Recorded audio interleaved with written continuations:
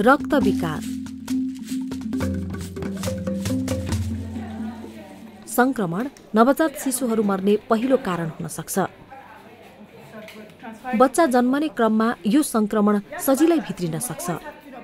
सफा नगरिएको नाइटोको त्यान्द्रो अथवा छालाको पिपका पिटिकाद्वारा यो भित्रिन्छ। संक्रमण छिटो र शरीरको सबै भागमा चाँडो फैलिन सक्छ र छिटो मृत्युको कारण पनि बन्न सक्छ। संक्रमणलाई सामान्य रूपमा भन्दा रक्तविकार भनिन्छ।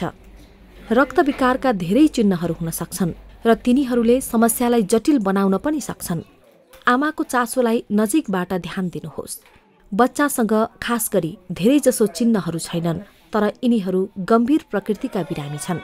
यस भिडियोले रक्तविकार भएका बच्चाहरूको कसरी मूल्याङ्कन र उपचार गर्ने भन्ने कुरा सिकाउँदछ। बच्चालाई जाँच्नु अगाडि आफ्नो हातहरू र थर्मोमिटर धुनुहोस्। बच्चाको तापक्रम लिँदै गर्दा पृष्ठभूमिसहित महत्त्वपूर्ण जानकारी जम्मा गर्नुहोस्। के आमा आफै बिरामी थिइन् अथवा ज्वरो थियो?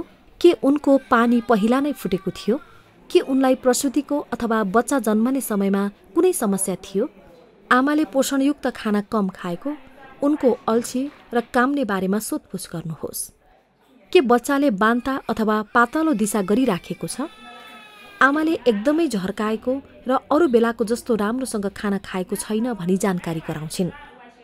शरीरको तापक्रम सामान्य छ। बच्चालाई जाँच्नुहोस्। उसको उत्तेजनशीलता अवलोकन गर्नुहोस्। उसको आँखाका डिलहरू जाँच्नुहोस् र हातहरू सुन्निएका छन् कि?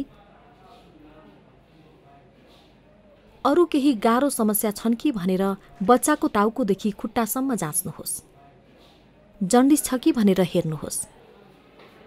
कोखा हानेको र बच्चाले छिटो छिटो सास फेरेको छ कि भनेर हेर्नुहोस्। पेट धेरै फुलेको छ कि भनेर हेर्नुहोस्। नाइटो र छालाको जाँच गर्नुहोस्।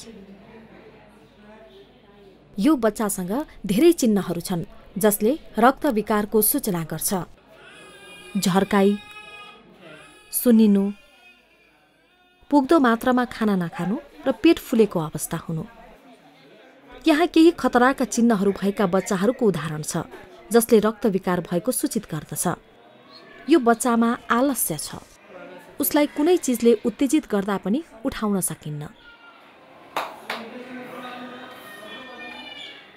बच्चालाई कडा खालको छालाको संक्रमण छ र पुग्दो मात्रामा खान सकेको छैन।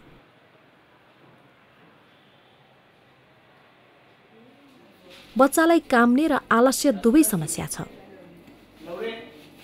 बच्चामा आलस्य छ। उसलाई कुनै चिजले उत्तेजित गर्दा पनि कुनै प्रतिक्रिया देखाउँदैन। उसले पुग्दो मात्रामा पनि खान सकेको छैन। यो बच्चालाई कडा खालको जन्डिस र आलस्यता छ। आमासँग बच्चाको तुरुन्तै उपचार गर्नुपर्ने अवस्थाको बारेमा छलफल गर्नुहोस्। बच्चालाई उच्च सुविधा सम्पन्न भएको ठाउँमा लिएर जानको लागि सल्लाह दिनुहोस्। बच्चालाई अर्को ठाउँ सार्नु अगाडि एन्टिबायोटिक्सको पहिलो मात्रा दिनुहोस्। यो बच्चालाई मासुभित्र दिइने एम्पिसिलिन र जेन्टामाइसिन सुईको आवश्यकता छ। सुविधा सम्पन्न ठाउँलाई सिफारिस गरेको नोट र यातायातको चाँजो पाँजो मिलाउनुहोस्। बच्चाले स्तनबाट नै दुध खान्छ अथवा कचौराबाट खान्छ, सो जानकारी लिनुहोस्। बच्चालाई बाटोभरि छातीमा च्यापेर बोक्नुहोस्। बच्चालाई सिफारिस गर्नका लागि आफ्नो तर्फबाट सक्दो प्रयास गर्नुहोस्।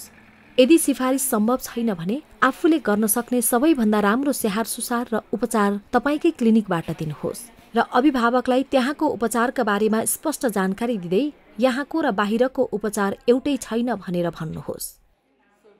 मासुभित्र दिइने जेन्टामाइसिनका साथै एम्पिसिलिन अथवा प्रोकेन पेनिसिलिन दिनुहोस्। प्रोकेन पेनिसिलिन दिनमा एक पटक मात्रै लगाउनु लाभदायक छ। यदि 2 दिनपछि पनि सुधार भएन भने एम्पिसिलिनबाट सेफोट्रेक्जन फेर्नुहोस्। बच्चालाई न्यानो राख्नुहोस् र प्रत्येक 2 देखि 3 घण्टाको फरकमा दुध खुवाउनुहोस्। 10 दिनसम्म बच्चाको उपचार गर्नुहोस्। जब बच्चाले राम्रोसँग खाना थाल्दछ र उसमा अरू केही समस्या छैन भने डिस्चार्ज गर्नुहोस्। सम्झनुहोस्, सिकिस्त बिरामीका लक्षणहरूले बच्चालाई जटिल बनाउन सक्छ। खतराका लक्षणहरू जस्तै श्वास प्रश्वासको समस्या, आलस्य, पुग्दो मात्रामा खान नसक्ने, शरीरको तापक्रम असामान्य हुने, जन्डिस र काम्ने कुरा थाहा पाउनु पर्दछ। यस्ता बच्चाहरूलाई के गर्नुपर्ने हो तुरुन्तै गरी सिफारिस पनि गर्नुपर्छ।